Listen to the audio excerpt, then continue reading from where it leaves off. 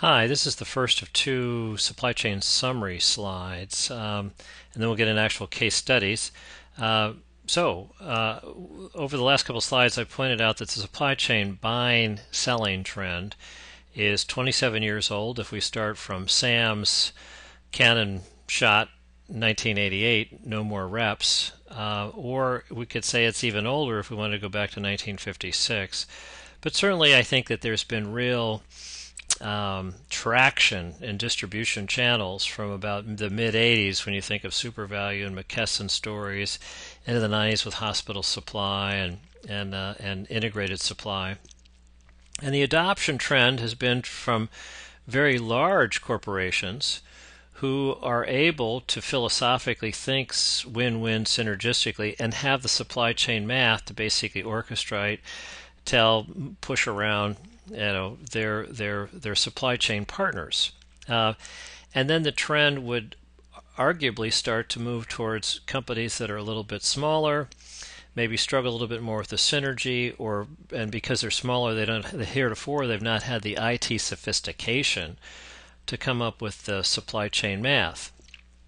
However, in the case of distributors, they now can, certainly on an outsourced basis, because I've worked with a company, Waypoint Analytics, that can do it for you in 3 weeks.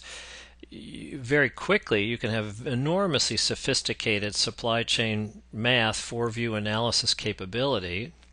And because you can go out and talk with the customer with their own math, their own SKU statistics, etc., and infer what is not happening for them.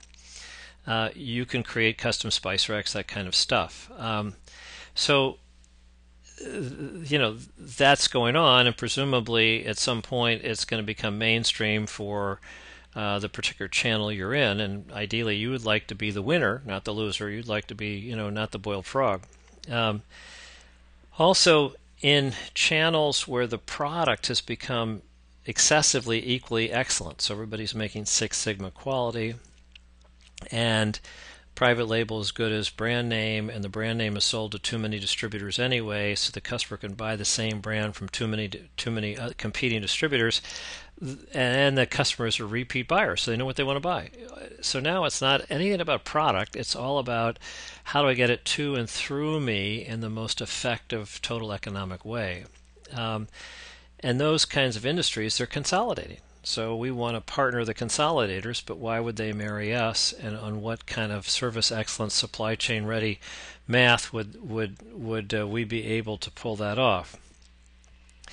A real sleeper concept, I think, is the law of reciprocal activity cost, so that when we have a big losing customer, it turns out that there is a lot of hidden waste that we're both sharing in. So why stop? Let's put the beat each other up for 1 or 2 points on the price over to the side, and let's go to work on the 30% of hidden cost waste that we could split evenly. That's a 15% gain for both of us, and it's such a new, powerful way of doing business. The customer can't afford not to just give us all the business, unless our competitors could sort of say, I can meet that platform, that supply chain platform solution, and do it even better. But that's more difficult to do. So there's a real first mover benefit here. And it turns out that if we have the supply chain net profit math, it's because of the reciprocal cost story. It's like having one side of a coin that can work for the other side of the coin. So it can actually suffice for both of us to understand what the opportunity is and what the new solutions to co-create together going forward are.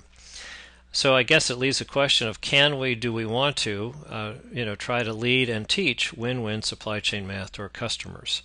And it's a lot easier than you might think. Let's look at another summary slide. Thanks.